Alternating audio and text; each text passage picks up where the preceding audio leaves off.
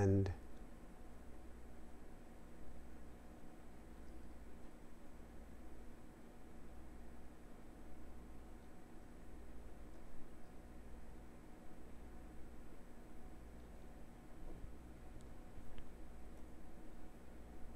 You're live on Facebook.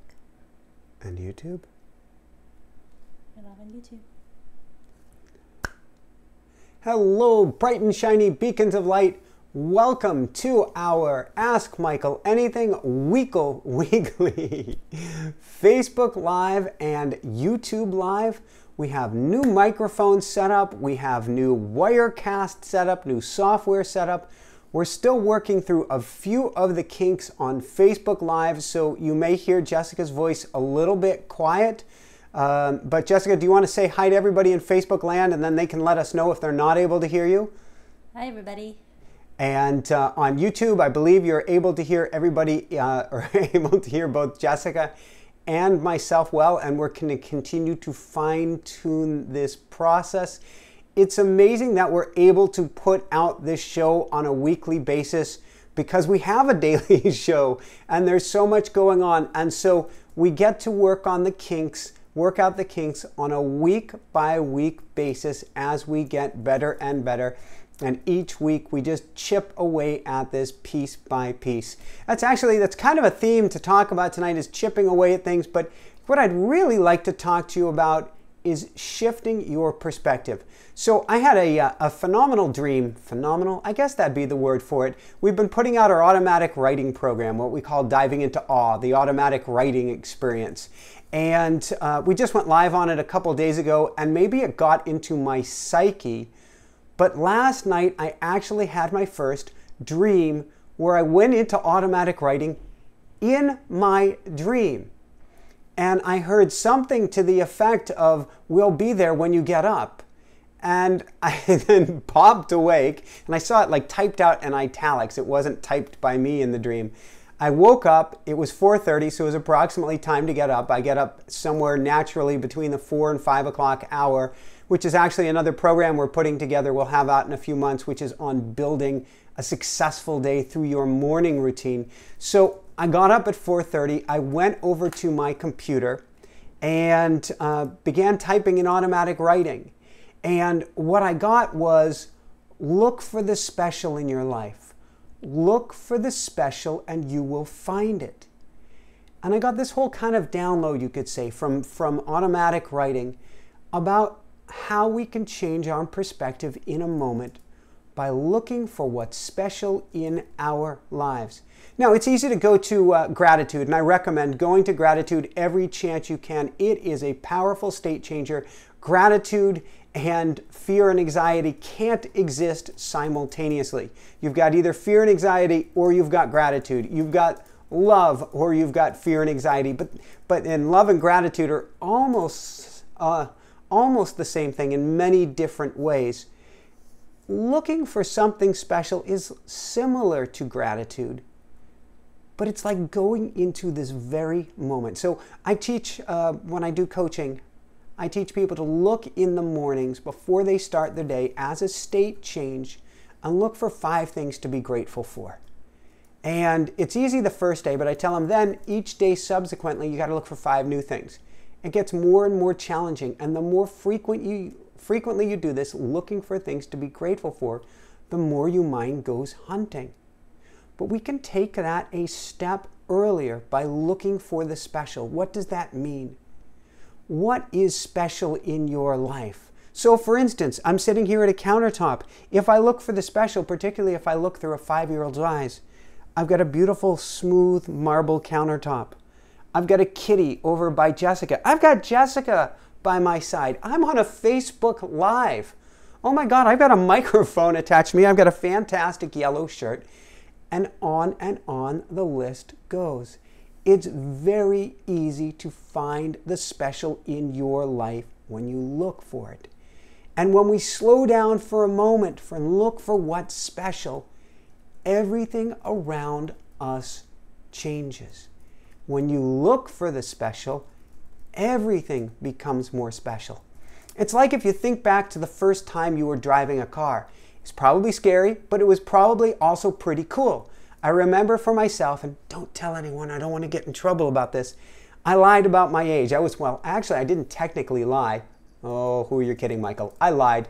I was working for a country club, and I had been a caddy master, assistant caddy master, ran the caddy shack, and I was asked, hey, Michael, either do you drive or do you have a license? And as a 14-year-old boy, I said, of course, I said, absolutely.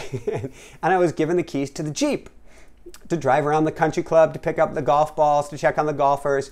It was cool.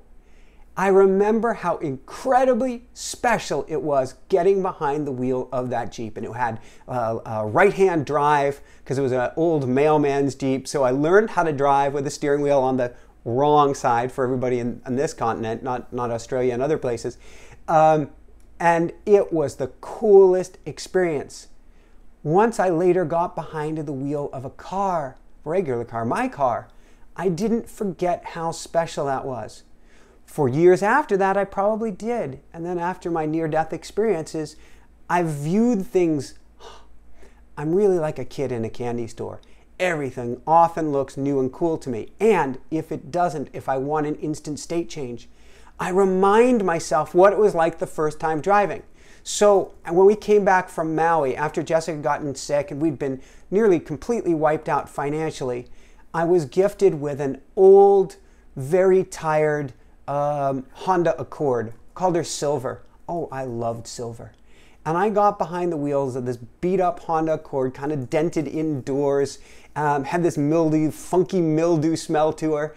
And I got behind the wheels, and I put my hand on that steering wheel. And I would remember what it was like to go for my first drive again. And it was awesome. And I would remember how grateful I am to have this Freedomobile that could take me anywhere I wanted to go. Okay, a little embarrassing, not a big deal. It was freedom. I was so incredibly proud of that car because I was looking for the special. What can you find that's special in your life? What can you find that's special in your day? What can you find that's special in this very moment? It could simply be being able to listen to this or to watch this. When you look for the special, more special comes about. And when you look for the special, you rewire your mind for positivity and happiness. Because no longer are you going by the default mechanism of the mind, that negativity bias, as Dr. Rick Hansen would call it in book Hardwiring Happiness. No longer are you scanning the horizon for danger, which is our brain's default setting. You're constantly looking for danger all around you, and if you don't find danger, your brain goes looking in the past and the future until it finds something for you to worry about.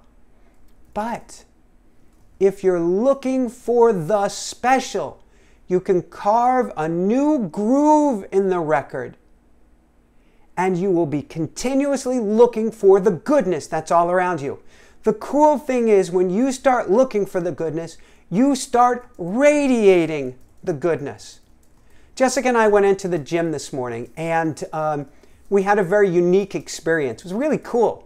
We're over on the elliptical machines. We're kind of running along. I'm practicing with the arms because I'm imagining I'm out in Aspen. I'm doing the cross-country skiing. I'm kind of in my woohoo place. We're going along. I'm sure I was honking, laughing a few times. And I'm not sure if he's manager or Daniel, if you're out there, we love you, love you, love you. We're not sure what your title is. Daniel, who is the most amazing person who greets you at the gym, and he takes care of everything there. He's also a firefighter, a lifeguard, and the list goes on and on. He came over to us and said, people have been asking a lot about you guys. They think there's something kind of different. And I said, this is Daniel speaking, have you checked out their show? And what it was is that people were noticing the energy that we're radiating with.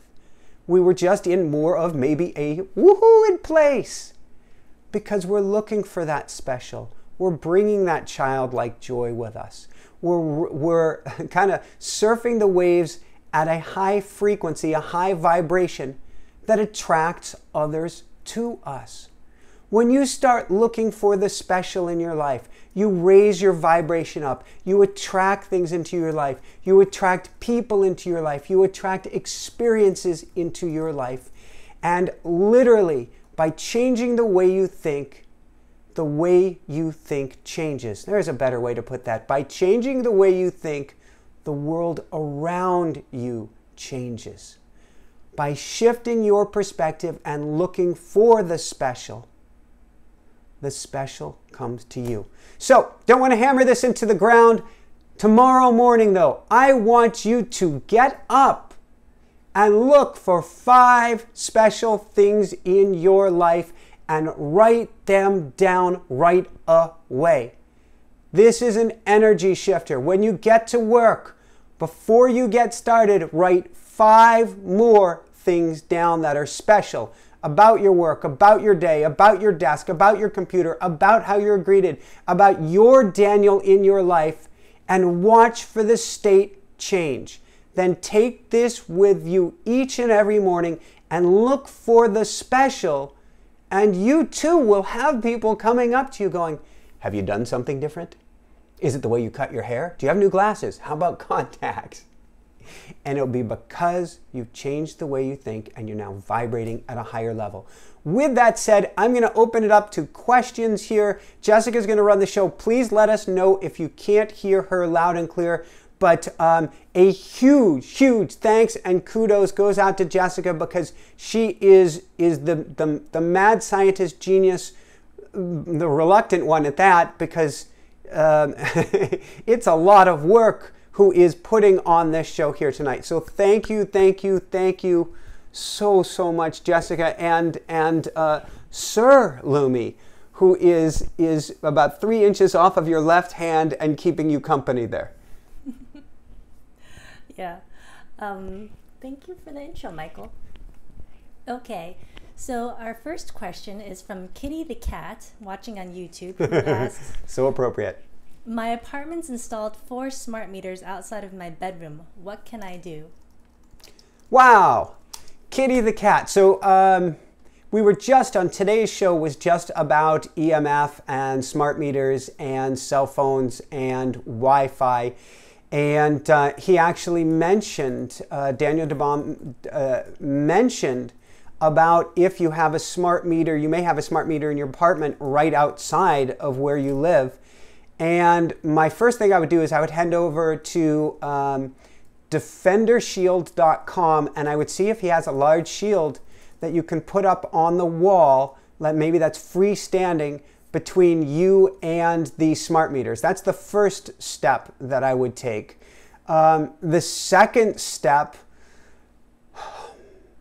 it may not be possible, but you might ask, you might tell the landlord that it doesn't make you feel good or that makes you feel sick, and would he mind if you call the electric company and ask if they remove it. Some people have had success. I'm guessing, and this is a complete off-the-wall guess, that most people haven't had success with this, but you can try that. The third choice is, over time, I'm so sorry to say this, to move, and you can even say that the EMF is making you sick to see if you can get your deposit back. This is not an easy one, Kitty the Cat. And how much of a big deal it is short term? Short term probably depends on your EMF sensitivity. For those listening, ever since I was gifted with twin titanium femurs and titanium spikes through my hip, I'm pretty EMF sensitive. That may well make me sick, and I may have to move very, very quickly.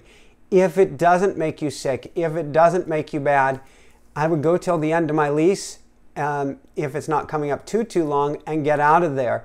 My guess is, again, I am not the EMF expert. I've dove down that rabbit hole extensively, but I'm not the expert. My guess is if you get out relatively quickly, you're fine. If not, there's a cumulative effect. Daniel was talking about this morning, he's the EMF expert. He was talking about how it's all about bees in our room, where if you have one angry bee in the room, it's not too bad of a deal. Could be painful, but not too bad of a deal. If you have 1,000 angry bees in the room, they'll kill you.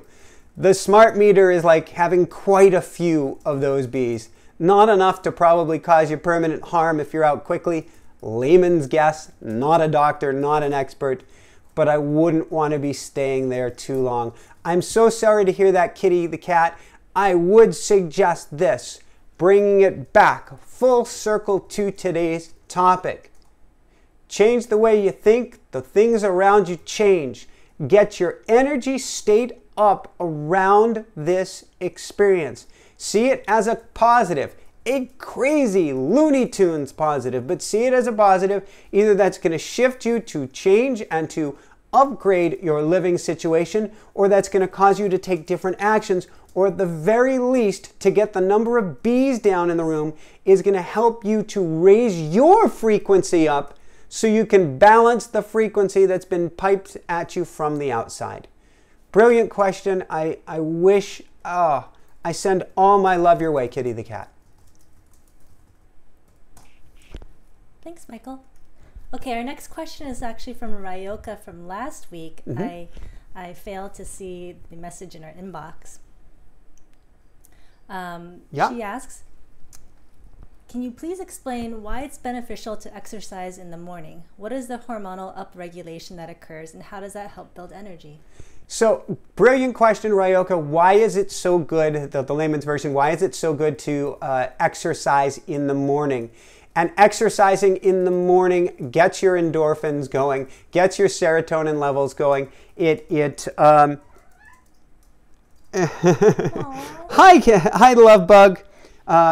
Not serotonin, that's serotonin, melatonin, or sleep, but gets your endorphins going and helps change your hormonal balance. It gets you into an anabolic muscle building state, which changes your brain chemistry for the entire day ahead. If you exercise later in the day, it does help you wake up and can help you focus and concentrate, but at a time that you probably want to start winding down. When you do it in the morning, it helps wake the brain up and helps keep it awake for the whole day and helps your metabolism as well for burning calories. So if you exercise in the morning, you shift the brain, you become more awake, you're burning more calories throughout the day, you're linked to the natural cycle of the planet, which would be to get up and get moving and get hunting, and then your body naturally winds down towards the evening. It also raises your body temperature early in the day. Raising the body temperature helps you come to life, helps you wake up, helps you be able to focus. Later in the day, if you exercise and the body temperature is up, first off, it's stimulating you, it's making it harder to sleep, but then it's also warming you up, and until your body cools down, it's harder to sleep as well. Exercise any time of the day can be beneficial. But the biggest extent that you can get it for the brain is to do it early in the morning. There's another key reason though, which is not necessarily brain related. And that's the front loading principle, which is the things that you want to get done most in life, you want to put early in the day before the day clobbers you. For instance, if you go first thing in the morning to go to the gym, you've got a good, intense, or even not intense workout that's going to take you an hour of time, and you do it first thing in the day. You get to it, no problem, then you go about work, and no matter what happens, you got your workout in.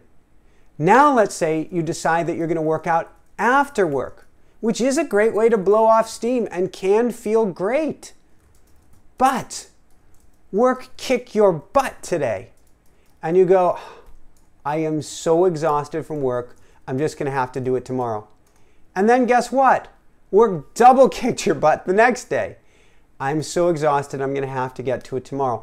Because you weren't able to front load it, the world got in the way. When you front load it, no matter what comes your way, you've already had it taking place. Additionally, if you have energy that wanes, for instance, Jessica in the past, when she was really struggling with mold, we knew she was energized in the morning and quite often would wane later in the day. So if we got it in early, no matter what, it was done. If not, it was a 50-50 shot at best if we get it in. The cool thing is, when she would lift and lift weights, as long as she didn't lift too hard, she would have more energy throughout the day. And that was in particular lifting weights. I can't tell you the exact brain chemistry behind it, but something to do with building muscle flipped her hormones on, flipped her on switch for more energy and greater health. Versus if we did extensive aerobic activity, it would tire or drain her. Also, heavy lifting. That girl is strong. She's sitting right next to me. She's a bear, 112 or 14-pound bear, but she's a bear. But when she would lift too many, quote, potato chips, these 45-pound plates that she would put on plate after plate after plate on the hip sled, if she would dive into her chi reserves, into her energy banks too much, she would get home from the gym and be leveled throughout the day, which means above and beyond all else, you need to work to learn yourself, to know thyself and say, is it a gentle yoga class? Is it an advanced level class or intense class? Is it lifting light weights? Is it lifting heavy weights? Is it doing steady state aerobics for 20 minutes? Is it doing HIIT training, high intensity training or high intensity intervals? Learning yourself and learning how your energy levels work by experimenting and playing can dramatically help you through the day. Last note on this, I've worked with a lot of students and adults with attention deficit disorder who've had major challenges focusing. Two of the biggest areas that I've had success with them in is, first off, if I can get them to sleep at a regular hour, then their brains are able to focus much better the next day. Second, if I can get them up and working out around the sunrise and preferably even seeing the sunrise, their body syncs with the natural cycle of the day. Their hormonal levels sync with the natural cycle of the day. They get back into their circadian rhythm. And then if they're exercising at that time of the day, they're more awake and focused for the entire day ahead. Brilliant question, Ryoka. Hope I did a good job on that one for you. Thanks, Michael. Our next question is from Tracy Robinson, watching on YouTube. She asks, what's the most inspiring book you've read lately? Greg Braden or somebody else? Wow, wow, wow, wow. A brilliant question. The most inspiring book I've read lately. Wow. One of the challenges that I have is my rolling window is very narrow unless I keep a list in front of me. With that said, Derek Rydell's most recent book, amazing, amazing, amazing. There was another spiritual author we had on last week, and I can't recall which one, was amazing as well. And then if we go back a little way, her name will come to me in a minute. I may need assistance from Jessica on this one. What's the topic? She's the one who we want to do talks with in the future. Tama Kiev? Tama Kiev is amazing. So Tama Kiev's book recently, unbelievable, incredible. Derek Rydell's incredible as well. Actually, one more I'm going to throw into the list. That was such a beautiful book from 2 weeks ago was David G's. And David G's is like a treatise on life, on living from an open-hearted warrior way. And so beautiful as well. I know, Jessica, we get to get our equivalent of our Oprah list going, where we post on our website our favorite books and having a rolling list, because I read upwards of, 250, 300 books a year. And I need a way to be able to take notes as well so I can answer your questions and so you know what some of the top books are to get. So that's one of the things for the future. We will get that one. Maybe once we have more of that team in place, we will get that one on board. Sounds good, Michael. All right. Great question. What's next? All right. Back to another question from Ryoka, and then we'll go back to the questions on YouTube. She asks, what are your personal thoughts on karma? Ah, brilliant question, Karma.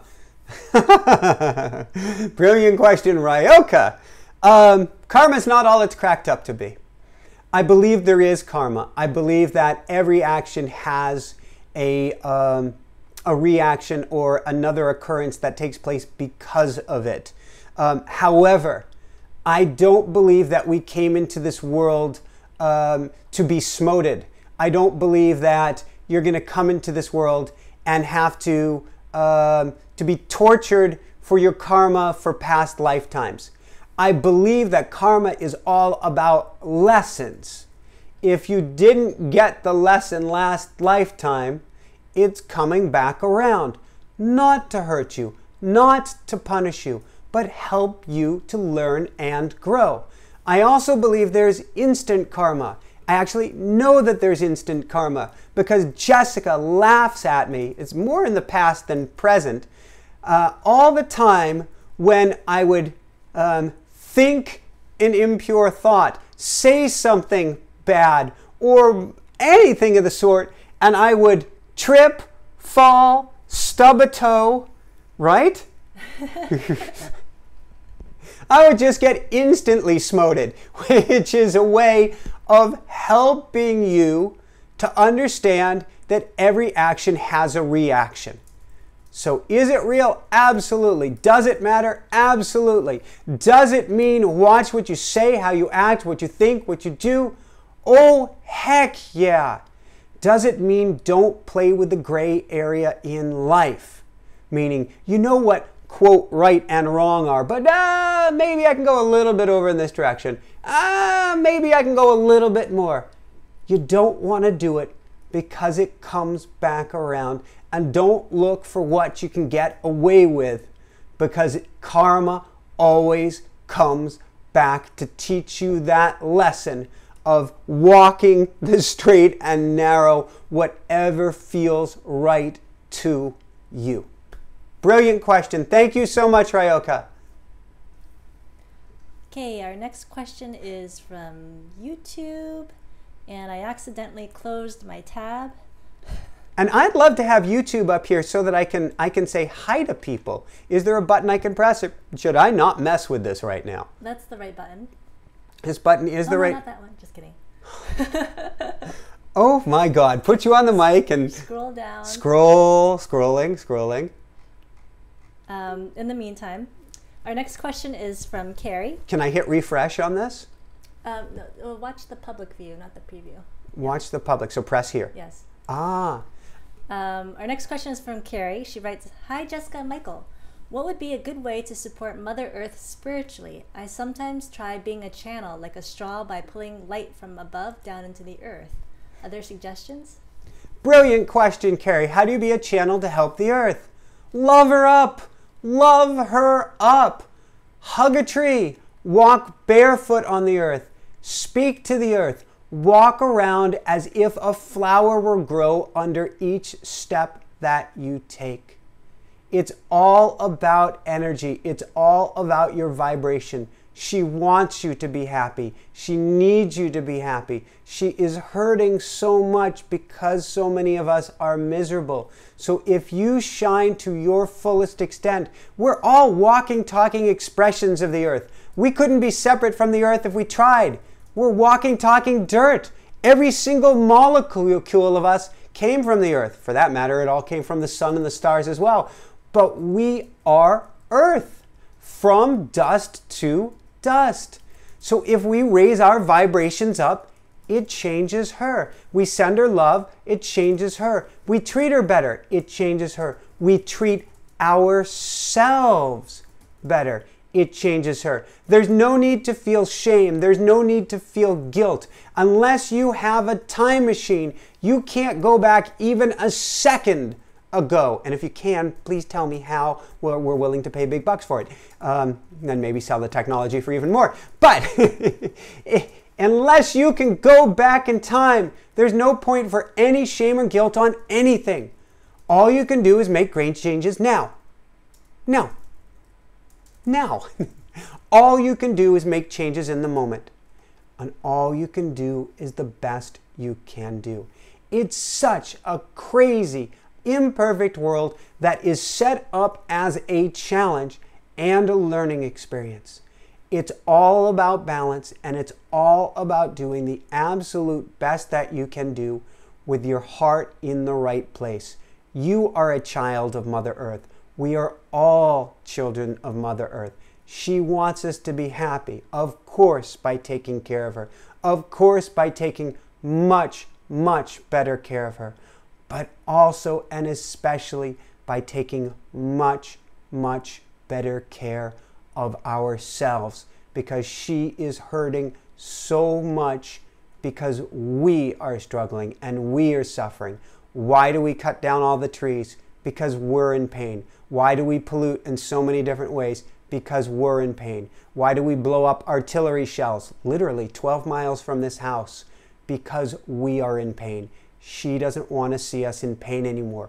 If we can heal ourselves on the inside, if we can raise our vibration on the inside, if we can come to the world from a place of love, standing forward, open-hearted, shields down as an open-hearted warrior, then we will change everything. We will look for alternative fuel sources. We will look for different ways to purchase things. We will look for different ways to travel. We will look for different ways to treat our planet, the most special and sacred place that we have, once we start healing on the inside.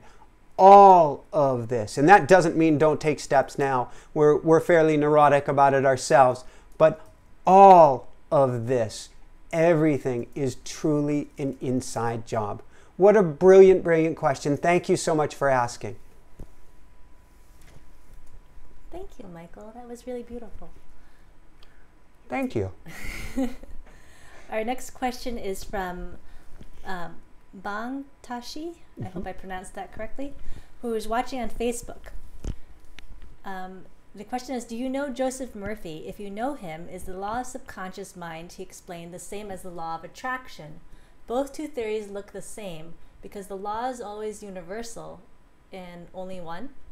Tell him he gets a viewer from the Far East too. Oh, hi, Bon. It's a brilliant question. I haven't read much Joseph Murphy in probably a good year now. And so I would not be able to give the best answer because in my head, too many things have muddied and overlapped each other. So if you want to ask another question of Jessica specifically related to one law or the other, how I would interpret it, how I would see it, or how to use that, or any tweaks or thoughts I have on it, if you do that directly, I'll dive right back in for you. And if you need a minute or two to think about it, we'll go to the next question, but we'll come back to you. Our next question from Lavi watching on YouTube is, hi Michael, I love your lives. Yes, lives. For a second I was thinking, wow, she knew you from your past lives. Woohoo! I would like to ask you if there are limits to manifesting and how can we get rid of bad luck or bad karma? So, and name one more time is? Lavi? Lavi. Hi, Lavi. So, two questions. First off, are there limits to manifestation? And then Jessica's going to give me the second part again. If you are in alignment with the universe, there is absolutely no limit except where the universe wants to draw the line. In other words, everything that you are doing here is about your path. You came here with a soul contract. You came here with an agreement for things to learn, for things to do, for things to experience. And if what you want to manifest is in alignment with that, you will absolutely positively be able to track that into your life. If not, then you won't. It's a co-creation. We get to ask. We get to put it out there. There is no such thing as too big of an ask. I'd like to go into outer space this lifetime, and not just as a woohoo, but at some point, and meditation's one thing, but at some point on my bucket list, while I'm still here, I imagine that we will have some sort of tourism where we can go into outer space, and I pray that it's something that is an eco-friendly way to do that, but we've got many years for that technology to develop, and I want to manifest that. I also want to manifest, our show is huge, but I want to manifest it on an Oprah-like level, and I believe that's going to happen, and I put that out there every day, but I also put that out there in my manifestation work for the universe to bring me something for my highest good and the highest good of all. And I always put or something better because I don't actually know what's best for me. Maybe I think that I want an Oprah level show, but actually it's better that we keep it smaller and more nimble. I have no idea. So I ask, I'm open, I practice all these different beautiful techniques, and whatever comes in is perfect just as it comes in. And here's the trick. You can be doing all of this manifestation work and then, wow, blammo, something goes totally wrong, in quotes. And you're going, see, none of this manifestation work does anything. But that's not true, because it's always for your highest good and the highest good of all, which means the trip and fall, which means the dark night of the soul, that means the pain, the anguish, the suffering may be exactly what you need to get you either where you want to go or where universe wants to go, which could be someplace even better. I love coming back to Derek Rydell and his law of emergence, and he talks about an acorn and in manifestation, and he says, if the acorn was great at manifestation, the acorn would wish to be the biggest, greatest acorn it could be, unless it knew that it could be an oak. So if we put out there, I'm an acorn going, I want to be a big acorn. I want to be the biggest acorn in the world. I want to be the biggest acorn in the universe. And it's not happening. It may be because it's a co-creation with the universe and we don't realize our oakness that's inside of us. If we instead open up the possibilities, surrender into the possibility that anything can come about, we open ourselves up to much, much more. Coming back to the show's growth, and the show has done phenomenally well, but in the beginning, because this wasn't, how do I put it? This was divine. This was not our plan. We never planned years ago on having the Inspire Nation show. It has been such a beautiful ride. We had no idea about it, and we were open to it. And so when it came about, I was actually surprised it didn't take off sooner. All right, and I was like, well, we're in 100 countries. Why aren't we in 110? Why aren't we in 120? Why aren't we blah, blah, blah, blah, blah? Chill, Michael. Chill. Allow it to come along at the pace that it's meant to. The fact that it's coming along more slowly may allow pieces to fall in place that never would have taken place. Had we all of a sudden had hundreds of thousands of dollars rolling in and millions of viewers right away, it would have crushed us. Had we all of a sudden had millions of dollars coming to us and we had just hired all these employees without knowing what we're doing, it would have tanked us. Slow and steady has allowed us to build and to learn and to discover, most importantly, who we are in front of the mic, who we are in front of the camera, who we are at helping you, at helping our coaching clients, at helping ourselves. I've grown so much since I started this show. And if it had taken off really, really fast, I think my head would be spinning, my head would be in the clouds, I wouldn't have my feet on the earth, and I wouldn't be the person that I'm proud to be today. So there's a lot in this co-creation dance of letting it come along just as it should. Second part of the question, was that about karma? Let me scroll back up. And how can we get rid of bad luck or bad karma? Help others. How do we get rid of bad luck and bad karma? First and foremost, help others, help others, help others, help others, help others. The more that you do to help others, the more you're replenishing the karma bank and saying, I get it, universe. I'm good here.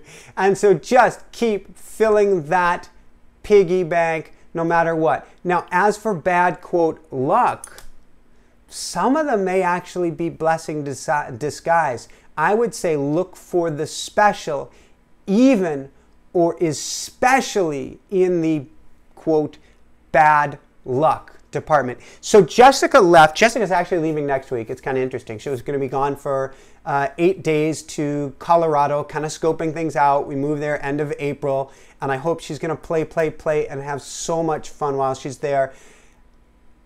the last time that she left for an extended period was beginning of January, January 1st. January 2nd, my back went mega weird in me and in so much pain. And we're at what? 2 months later, and we're about 90% better. And so she left, and I'm like, ow, ow, ow, how do I run? Ow, show, sit, ow, stand.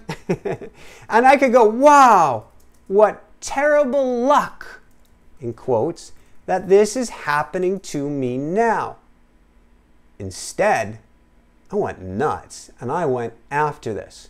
And I started lifting with my back using an anti-gravity thing that flips you upside down, swimming more, going to Iva, who is this most amazing myofascial release expert, getting deep tissue massage, doing different exercises, getting a wobble stool, getting a standing desk. And now we are 2 months later, 90% better. Thank God for my bad back, bad in quotes. Thank God for that experience at the beginning of the year, because my health is on fire right now. I'm out of the house so much more. I'm exercising so much more. I feel so much better. And there's even a theoretical chance that someday in the future, someday, for the first time in my life, I could get, maybe a 2-pack. Maybe I'll settle with a 2-pack, but a 6-pack abs, because I'm doing so much core work now to work on my back. If you flip the way you look at these, quote, bad luck experiences, and there really is crappy stuff that happens. I got 2 twin titanium femurs and hips. Thank God for them too. In the moment, they seem like crap, but there may be a benefit for them. So the best thing that you can do, look for that positive thread. Work to get to that positive place. When you get down in the dumps, don't worry about it, and don't try to be positive when you're in the dumps. Write about it. Get it all out on paper, everything you can. Blah! Really barf it all out onto paper. Then shred it, burn it, tear it up, do a ceremony around it, and then get back to your positive state. And when those experiences happen, first, do everything you can to get to the positive state quickly, whether that means tapping, automatic writing, journaling, whatever it takes. Secondly, look for the positive immediately. When my first NDE happened, I'm laying on the pavement. I'm shattered. I may be bleeding out internally. I've got an exploded left femur, left hip, left arm, and a few other parts. And I thought to myself, this has got to be the most positive experience in the world. And if you want to live, you better believe this is going to be the most positive experience in the world. And that belief changes everything. Brilliant question. Thank you so much for both of your questions and for asking. Okay, our next question is from Edgar, watching on Facebook. Hi, Edgar. I'm just trying to scroll up. This laptop is still a little... Yes. We didn't get the external cord plugged in as one of those extra pieces. We're working all of these steps out, and my guess is, if you knew the setup we have here, we're actually working this in the back side of our kitchen. Eventually, when these lives take off, a second computer will be in order for this, to run this show. Right. My normal laptop is in the shop right now. Yeah, she has a beautiful MacBook Pro, which is also temporarily kaput. Okay, so back to Edgar's question. He writes, what do you recommend for someone who is not into automatic writing? Is it bad to keep your dreams private? I think that'd be 2 different questions, Edgar. So first off, if you're not good at automatic writing, look at different ways to do automatic writing and troubleshoot. Because lots of different techniques, different modalities, music, binaural beat music, isochronic tone music, different times of the day, different writing instruments, so many ways that you can get good at this. I haven't seen almost anybody over time, key thing, and it's a practice, who can't get awesome at automatic writing. However, There are other things that you can do to tap into your intuition. Silence speaks wonders. Mountaintops, walks outside, drawing, painting, heck, writing with your alternate hand. Go to your non-dominant hand and start writing and see what comes out there.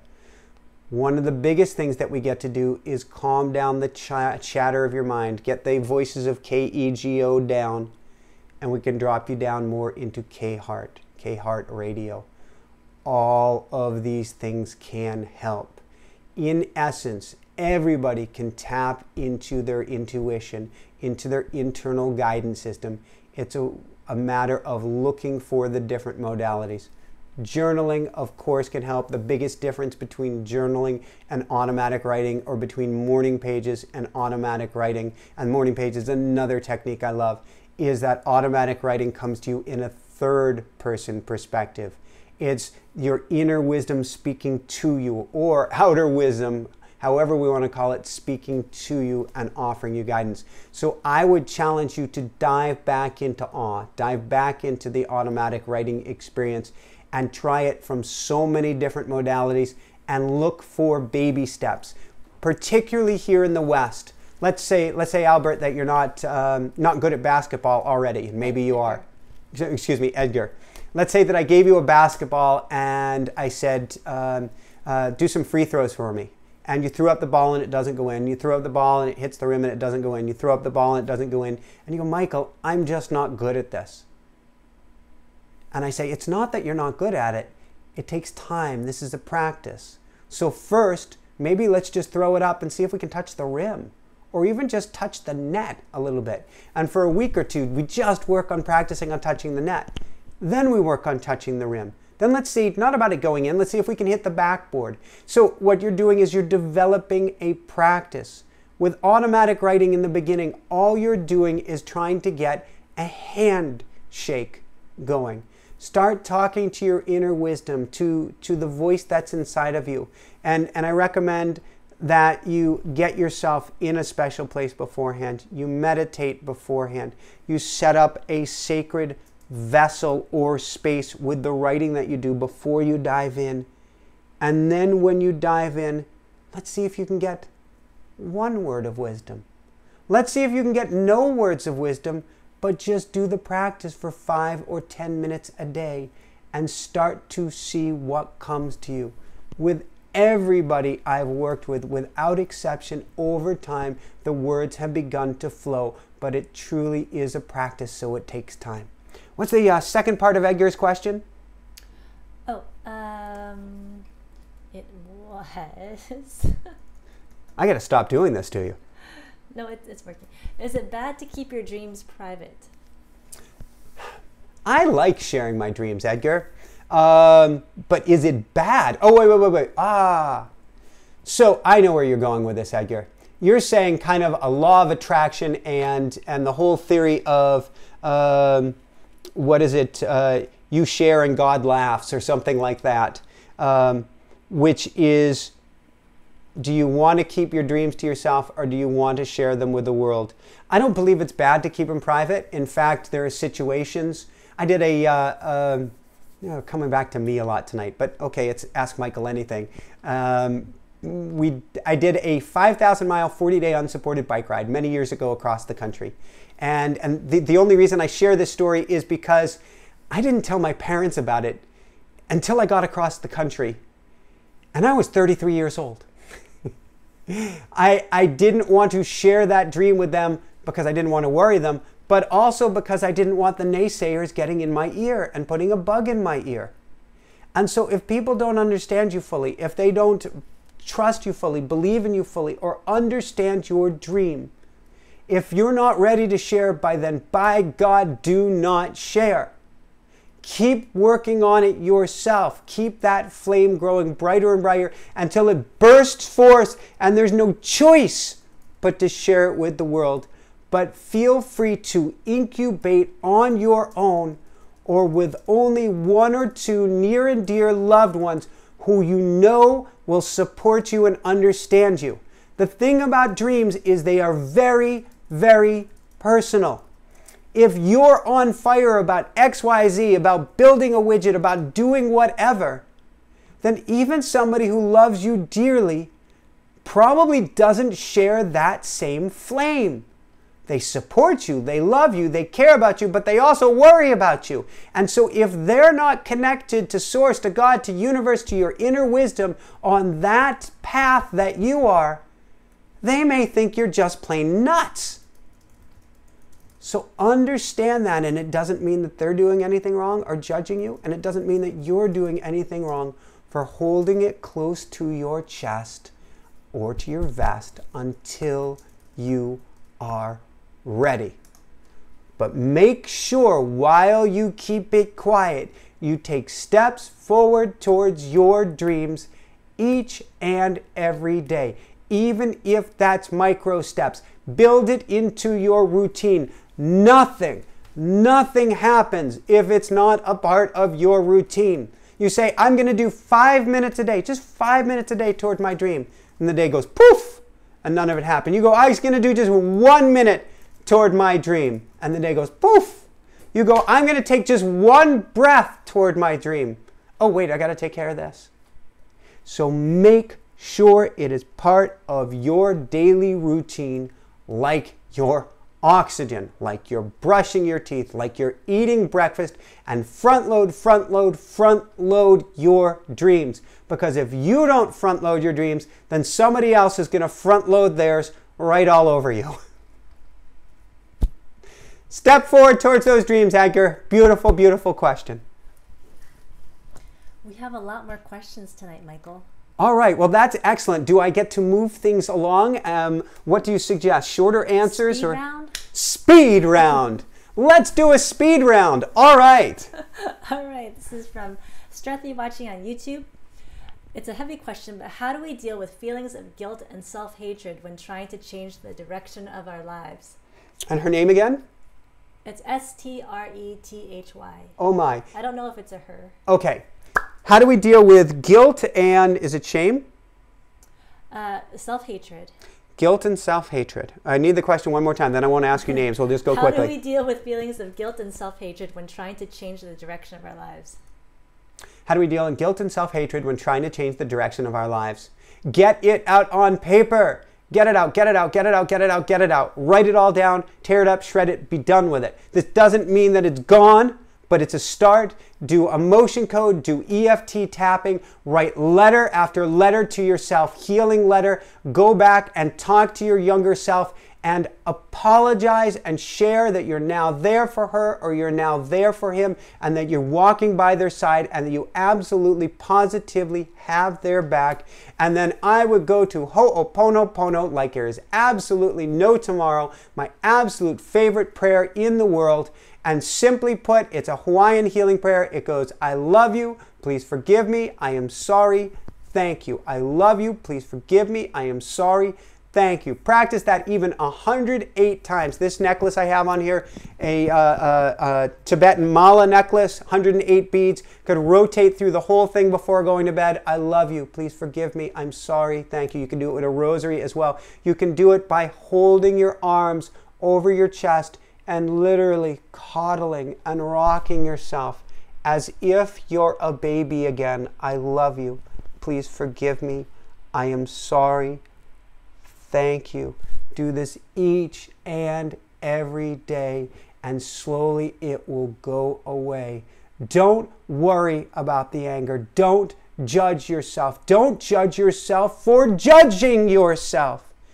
Just work on it with tiny little baby steps. When it comes to guilt and shame and self-hatred, I could have gotten a good Olympic medal for that. When I first told myself I loved myself, I ended up shattering my bathroom mirror. I was so pissed off with myself for saying that. How dare you say you love yourself? How dare you say you're a good person? And I took baby step after baby step. A fun one that I like to do once I could do it was I love myself, I love myself, I love myself. And I started wearing a beaded bracelet and I would just rotate through. I love myself, I love myself, I love myself. Not in a narcissistic, wow, you're a great guy, Michael, kind of way. although I'm a good guy, but in a carving a new, deeper groove in the record of appreciation for myself, the only person I'm guaranteed to spend this entire lifetime with, if not every entire lifetime. You can do this. Baby step your way forward. I know I got to go more quickly with the questions. Brilliant question. Okay, next question is from Mimi watching on YouTube. How do the fluctuations in the Schumann resonance affect the human? Great question, Mimi. So, fluctuations in Schumann's resonance. Schumann's resonance 7.83 hertz, which is the vibration of the planet. And it changes depending on the time of the year and depending on the amount of lightning strikes that are occurring on any part of the planet on every given time. Supposedly, Schumann's resonance is speeding up, which means that we're speeding up. It feels like time is flying by faster. The biggest difference that I see, not to mention that our lives are accelerating and time, we don't seem to be able to get as much done in any period of time anymore. But on a day-to-day basis, when we're out of sync with Schumann's resonance, which means that the frequency of the part of the planet that we're on changes during the time of the day, our circadian rhythm gets out of balance. So the biggest way that you can notice this is go fly across the country or fly across the planet and you feel flipped upside down and backwards.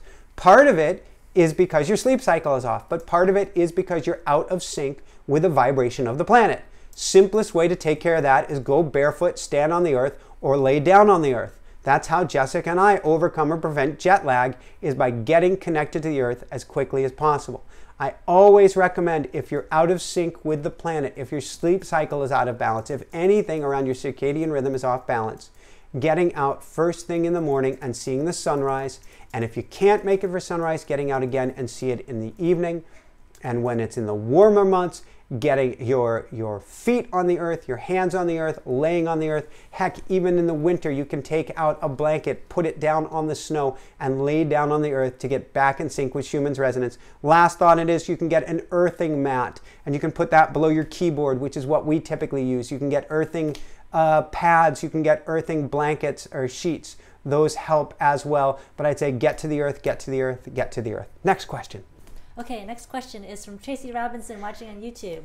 She asks, I've done so much work with mindset and online courses, etc. the past 4 years or so. I felt like I found my home and tribe, but after many years, I still feel like the grasshopper and don't feel like I have any authority to help others in a more professional capacity. When does the shift stick? It's an inside job, Tracy. It sounds like you have done a lot of work. And so my guess is A, you're not giving yourself enough credit. B, maybe you're not hanging with the right crowd. And C, dive even deeper. Ask yourself, and this is what I would do in automatic writing, is I would ask self, why does this pattern keep taking place? What am I missing? What element am I not seeing? Self, guides, angels, light workers, anybody, and say this in prayer, it's beautiful, and write it all out. What do I need to know that I am missing now? The more that you can learn about yourself, Tracy, for others, the more you can become an authority on Tracy, the more your ability to help others. With that said, I bet you can help others now. I bet you can do a tremendous job at helping others. To help others, we don't have to have all the answers. Funny, it's called Ask Michael Anything. But we don't have to have all the answers. All we need is to be 1% better. If you're 1% ahead, I'll put that in quotes because there really is no ahead or behind. But if you're 1% ahead on the path of somebody else, then you have something to share and your words have value. Actually, that's a missing piece, Tracy. Your words have value. That's what I want you to dive deep into. That's what I want you to journal about. That's what I want you to go into in automatic writing, is saying, why don't I feel my words have value? I think when you can answer that question, you will have your big picture answer. And I would challenge you to get uncomfortable and get out there and start helping other people, those who invite advice. Uninvited advice, even or especially by me, meaningless. But for those who want your assistance, start helping them today. Brilliant question. just going to challenge you, Tracy. Dive deep and brilliant. I've been there too, Tracy, with this one. You have so much goodness inside of you. You have so much goodness. Okay, we're heading back to Bang Tashi, who is from Japan. He had asked the question about Joseph Murphy. And now his next question is, I try to imagine the picture of a healthy body in my mind before I sleep to convey that picture to my subconscious to heal. I think it's a skin condition. I think it's like eczema. Okay. But I can't because the picture of my skin looks terrible. Basically, what he's saying is the actual condition of his skin is stuck in his mind. How can he remove that vision and replace it with the healthy vision? So two thoughts, and forgive me if I say it wrong, but I guess I'm not sure if it's evening, morning. I take konnichiwa evening, konbanwa, if I have that right. Please forgive me if I'm getting that wrong. So two thoughts. One, don't try to push the condition out of your mind. Go into the condition. I would see the skin for all of its beautiful, terrible, horrific, awesome imperfections and lean into that vision and go into it and into it and into it and see if at some point you can blow it up. First, I just want you to dive into it and see what is there. And truly dive into it with everything you have rather than trying to push it away. And then I want you to cover yourself with the most amazing, brilliant blanket of golden light that you have ever seen. So bright with your eyes closed that you're embarrassed. You're going to blow out melt everybody's eyeballs in your building, in all the homes around you, and all the city blocks around you, because what you're seeing surrounding and blanketing you is brighter than the sun itself.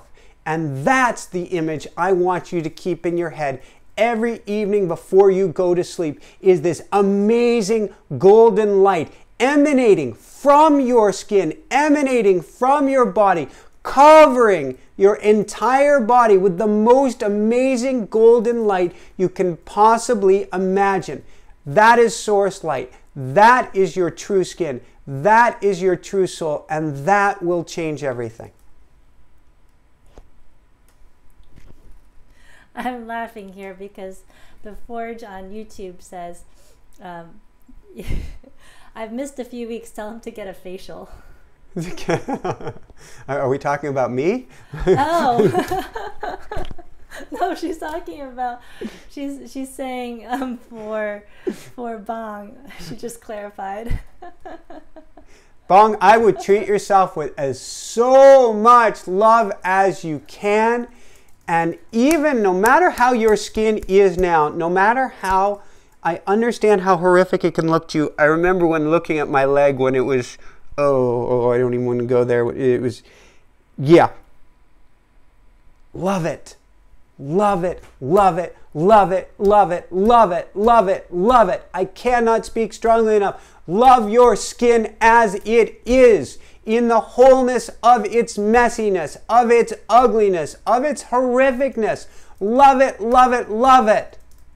Because it's you and it's not you. It is the vehicle you get to travel with, so love it for all it is. Even like my dented, beat up old Honda, love it, love it, love it, and realize it's not you. You are a spiritual being having a human experience, and glow like the magnificent star that you are.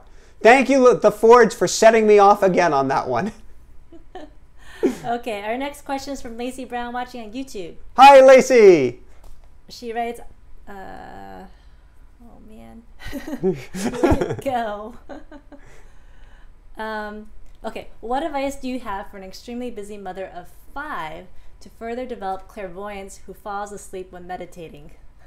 Whew! Her kids wake up at all different times during the night, so it's a bit rough. So, Lacey, first and foremost is oxygen mask on you.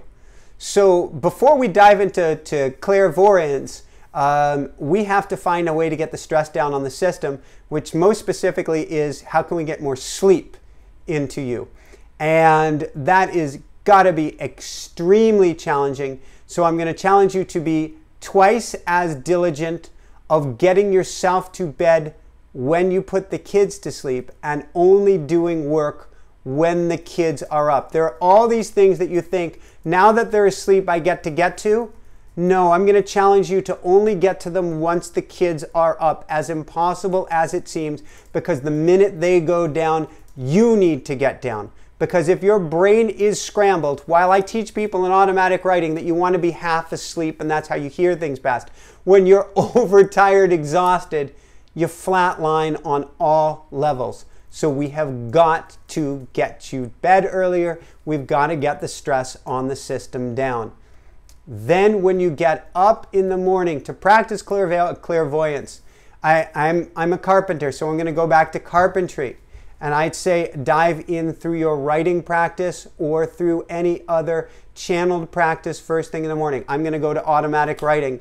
And I would say get up a few minutes before your kids if you can, even 5 or 10 minutes. Go quiet and see what starts to come to you. You are a receiver. And the interesting thing about clairvoyance is you're saying what I want to do is hear elsewhere, hear otherwise. But you are so incredibly tuned into your 5 kids that you are clairvoyant. You know what's going on with them. You know what's going on with their emotions. The trick is with 5 voices plus all of your voices, there's a party going on up here. Of course it's hard to hear anything else. So the only chance you have is when the party dies down. Yes, in theory you could try in the evening, but you're going to be exhausted. I would flip it on its head and go for just a tiny tick in the morning. Wake up, meditate, focus on the breath, 3 to 5 minutes max. Dive into some automatic writing or go quiet and see what you have to hear then before your family gets ramped up, because then your mind is ramped up as well. My next question is from Lucy watching on Facebook. Mm-hmm. How much is a clean environment conducive to positive energy, i.e. higher vibration? I've heard that negative energies, even unwanted entities, reside in a dirty, dark environment. So, okay, let's go after and stick with that question for a second, Jessica, because we got to go to this. It's almost like 2 parts. So, or bookmark it so we can come back to it. First off, how much is a clean environment conducive to positive energy? How much is a clean environment conducive to positive energy? It means all the world and it means nothing. So, clean, clear environment makes a huge difference. Takes the burden down on the system. It's like closing all these windows on the desktop. You can think so much more clearly. You can breathe. And your nervous system calms way, way down. So it makes a huge difference. And at the same time, if you can't do anything about it, then you get to let that go as well. You can work with anything and still find a calm, clean, high vibration place internally. It's just much easier when your external environment reflects that as well. Now, there was something about darkness and entities as well in there. Yes, I've heard that negative energies, even unwanted entities, reside in a dirty, dark environment. If you have a dirty, dark environment, clean what you can, get it brighter, sage, smudge, put crystals, do whatever you can to change the energy of the environment. Get music in there, get incense in there, set a tone, do a ceremony if you can. And if not, crank up the inner light, say a prayer. I'm always going, Archangel Michael, Archangel Raphael, Archangel Gabriel. Help fill this place with love and light. Help cleanse this space that I'm in. Go to prayer, go to God, go to universe, go to the angels, go to your inner wisdom, whatever you believe in, whatever your belief system is, and help create a bubble around yourself if that's all you've got to work with. You are in much, you have Don't give away your power. You have much more power over your internal environment than you have ever given yourself credit for. And no matter what is lurking around you, if you go to that sacred internal place or if you go to prayer, nothing can touch you. I don't care what somebody says about, you got to take care of this, you got to take care of that. Take care of what's on the inside and everything around you changes. I'm just checking if there are more questions. I know that Ryoka had a third question. All right, let's go to that and maybe one more. We are just about out of time. I'm debating whether we're going to do a short meditation or just call it good tonight because this has been really high energy for people. Yes, but if they're on the other side of the world, it's a great way to start the morning. It is absolutely a beautiful way to start the morning. For everybody in the Far East, good morning and happy to get you going. Okay, so the question from Ryoka is, regarding evolution of our souls, if we are all spirit or source at our highest pre-incarnation level, how can we understand people who seem to be at different levels of consciousness or different levels of being awake? Is each life a completely clean slate, or do we build on the learnings and rememberings gained in previous lives? I believe, Ryoka, I believe we build on the learnings we've gained in previous lives with a massive caveat. Time isn't linear, which means it can come to us in any way, shape, or form. You can be completely evolved one lifetime and then be all the way back at the beginning in the next lifetime because nothing's coming to us in order. It all seems linear and order in this existence. That's kind of the glue that the glue of the fabric that holds us together here. But time's not linear. So it may appear that somebody is so unevolved when actually they're a spiritual master. It's just not coming to us in order, and we can't tell that while we're here. Also, I truly believe that, let's say you're an evolved master. You are absolutely on top of your game, and then you come back here in the next lifetime, and that begets the question, would an evolved master have to come back here? I believe we're all learning every step of the way. Up through the top of the totem pole we're learning. And so you choose to come back to get more learnings, and you come back not only blank slated, but you come back as somebody who appears completely unevolved so that you can learn something about kindness or compassion or even about hatred or anger or things that you couldn't learn any more about from that evolved state unless you had amnesia. And so we can't tell on this plane what's really going on behind the scenes and what's really in somebody's soul contract or at all where they are on their path. Because somebody we think is the least, quote, evolved on the path may actually be the greatest master, which begets the next question. Just because they're not acting the way that we want them to act does not mean they're not acting the exact right way for our highest good and or the highest good of all. It's a brilliant question, Ryoka. Thank you so much. Okay, there's another part to that question. Do enlightened souls choose to come back into difficult lives and or play a role of villain with the aim of ultimately serving humanity's evolution?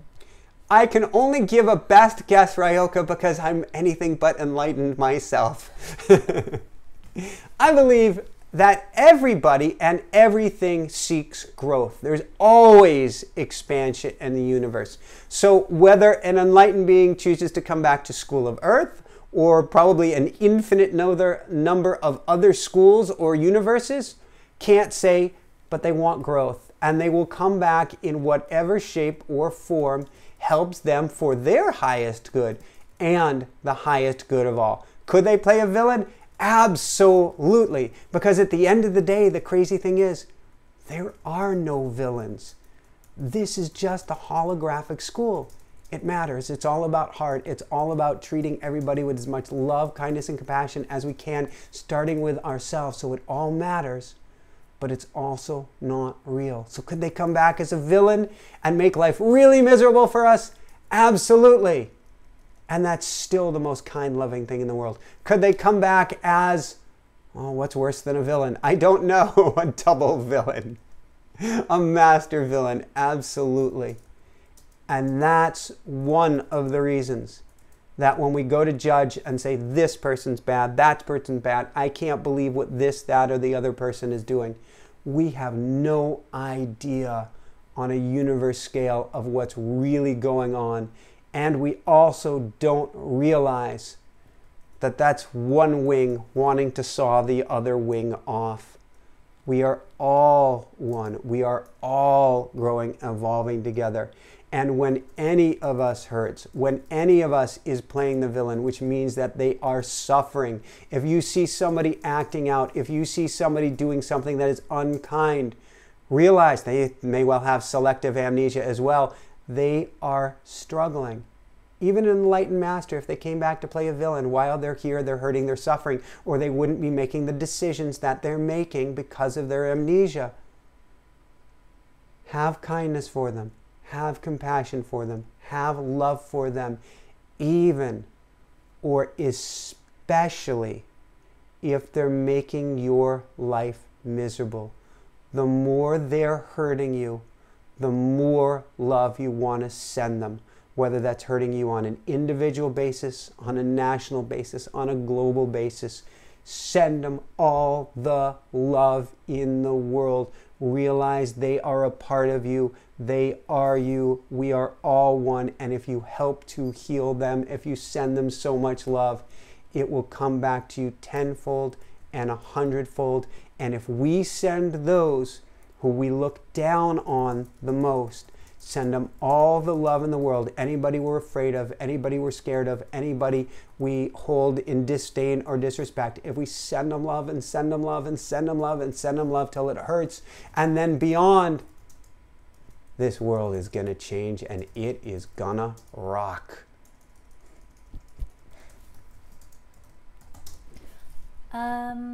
I think that's all of our questions. I apologize if I missed anybody's question. There were a few people interested in the automatic writing program. Okay, so automatic writing real quickly, and then I guess we'll dive into a really brief, it's always my favorite, meta kindness meditation, or meta love meditation.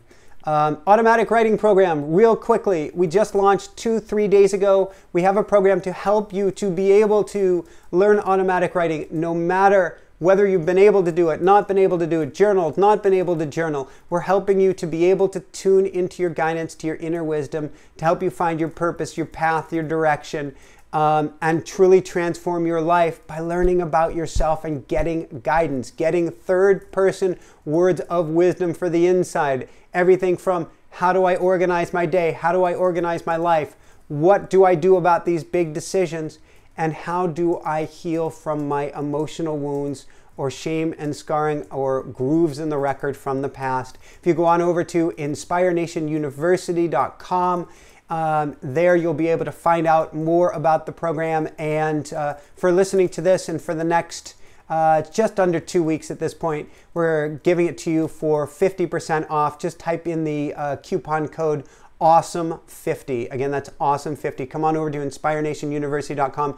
This is our baby. This is our number one tool, our number one, this is giving back to you. Without automatic writing, Inspire Nation wouldn't exist. I'm not sure our relationship would still exist because I had so much learning and growth to do, and it was only coming from the inside. I had meditated for years. I had held space at a meditation center for 2, 3, 4 hours a day for month after month after month after month. It was my own selective cave time.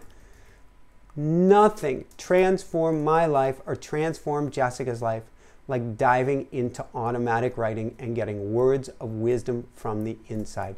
Nothing, nothing, nothing. So we've put this out for you. It has, we've got over 30 videos helping guide you through each step of the way. Troubleshooting, we have a Facebook group. You can ask all your questions. We're bouncing back ideas together. We're growing as a group together.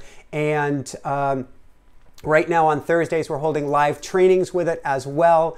And so you can ask your automatic writing questions, learn from others, and I'm basically going to be teaching you live each step of the way. And I cannot overstate, I don't know how to not sound salesy, but I cannot overstate how important this one tool is for your life. You can read book after book after book after book, but until you learn how to dive in on the inside and get inner words of wisdom, then you're grabbing here, you're grabbing there, you're grabbing everywhere, but you don't have any idea where to go. All of the answers are inside of you. Every single one, everything you want to know is inside of you. When you dive into automatic writing, when the words come and flow to you, and they flow for everyone, you get the most incredible words of wisdom.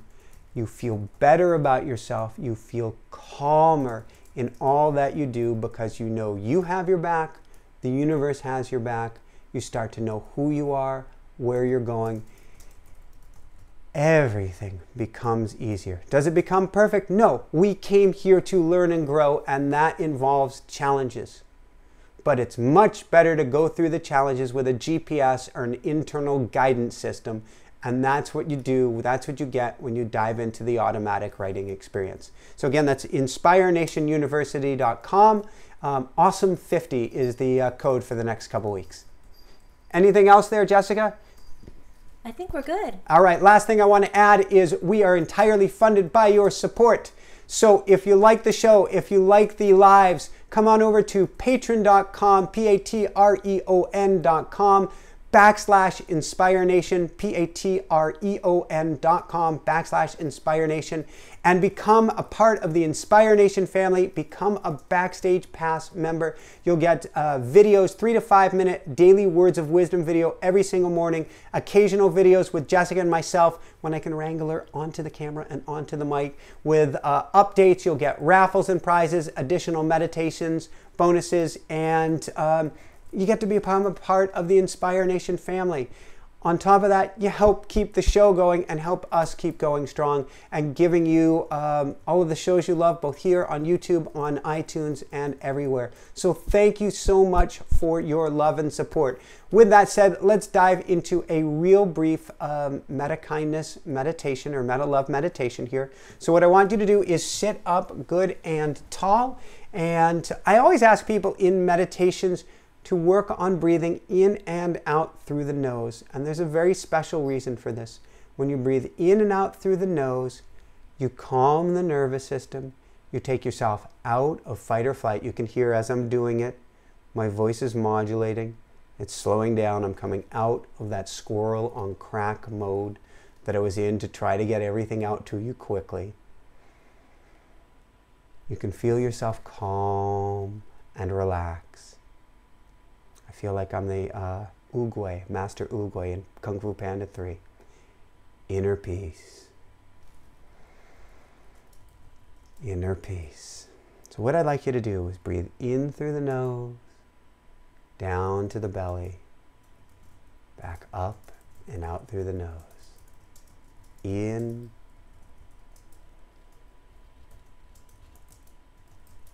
and out. In and out.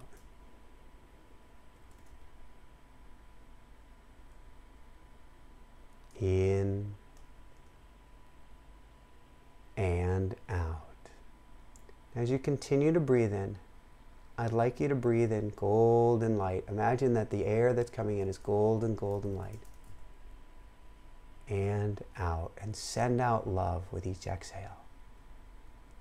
Breathe in light. Send out love. Now as you breathe in light, see it filling your heart with this amazing, burning bright, bursting bright golden light. And send out love. Breathe in light, see that light glowing bright through your heart, extending throughout your entire body, filling your body with golden light. and send out love. Breathe in light. See that golden light going from your heart through your whole body and extending out, filling your entire room with golden light. And send out love. Breathe in again and see that glowing light go from your body to your room, to your whole home or building that you're in, touching everybody around you. And send out love. Breathe in golden light. See it touching yourself, everyone in your apartment building, everybody on your entire city block, filled with golden light, and send out to them all the love in the world.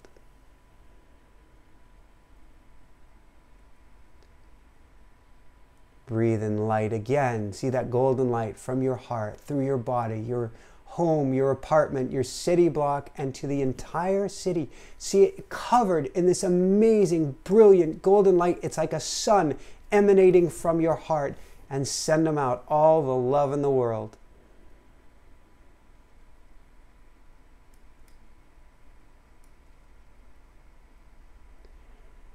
Breathe in all the golden light in the world going from your heart outwards, through your entire body, through your extremities, through your home, your apartment, your city block, your city, and now through your entire state or province. See it glowing as if there is a sun emanating from your body, filling the entire place with a blinding, brilliant golden light, and send out love.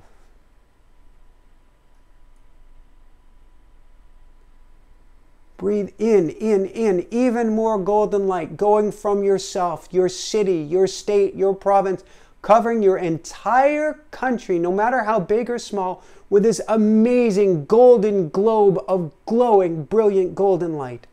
And send out all the love in the world to everyone there. Breathe in all the golden light you can, going out through your body, through your city, your state, your province, your country, and the entire continent, filling it with as much golden light in the world and sending out all in the love in the world right back out.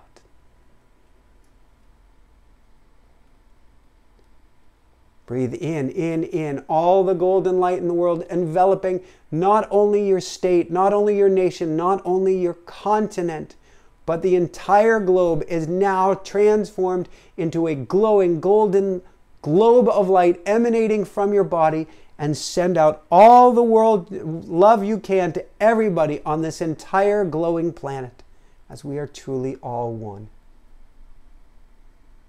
Breathe in all the golden light in the world. It's emanating out of your pores throughout the entire planet and beyond, enveloping the entire solar system and this amazing supernova of golden light, and then send all the love in the world you can right back out. And breathe in all the golden glowing light emanating through the solar system and now the entire galaxy. Vroom. This amazing golden light enveloping everyone, everything, every living being, every molecule, and send out all the love in the world to everything and everyone in this amazing glowing golden galaxy. And then breathe in all the golden glowing light in the world. You send it out to the solar system, to the galaxy, to this entire universe is now one glowing golden globe of light. Send out all the love in the world to everyone and everything everywhere. And one more time, in with this glowing golden light, enveloping not just this universe, but the multi-universe, the infinite number of universe, inside, outside, and all around all of us. So much glowing light everywhere. Everything is this amazing, brilliant light, so bright you can't even see through it, this glowing golden light. And then send out all the love in the world to everything, everywhere, everyone, truly everywhere. Send love, send love, send love.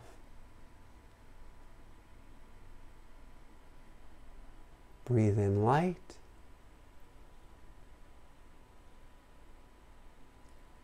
send out love. Breathe in light.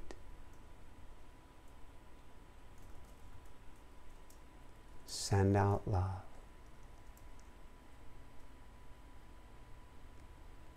Breathe in light. And send out love.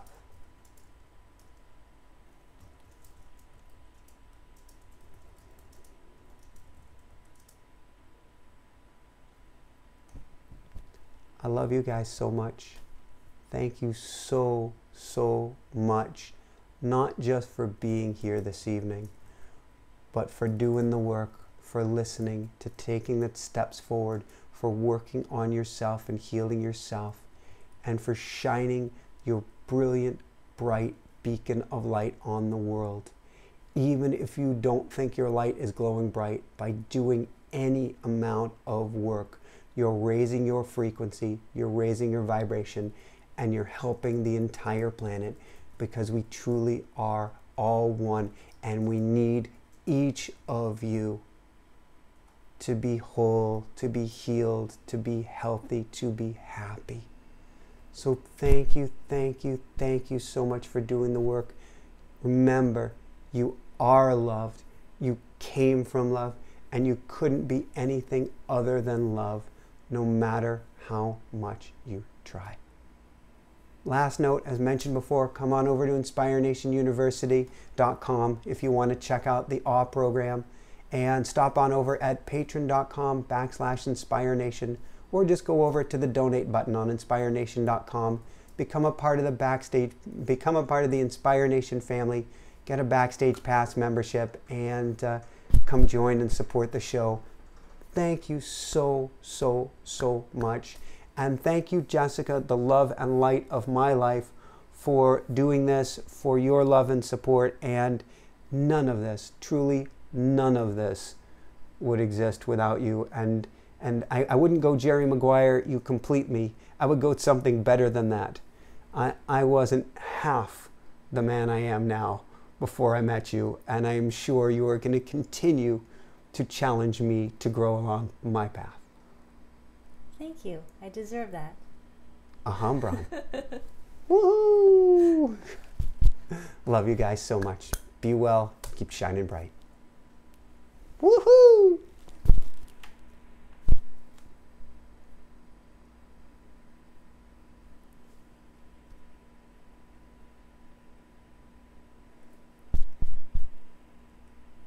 And YouTube on the computer.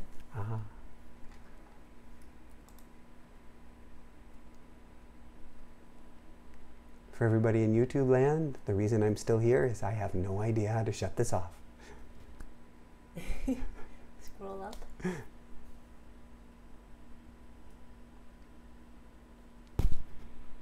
Where do I go? Scroll up. Mm-hmm. Stop streaming. All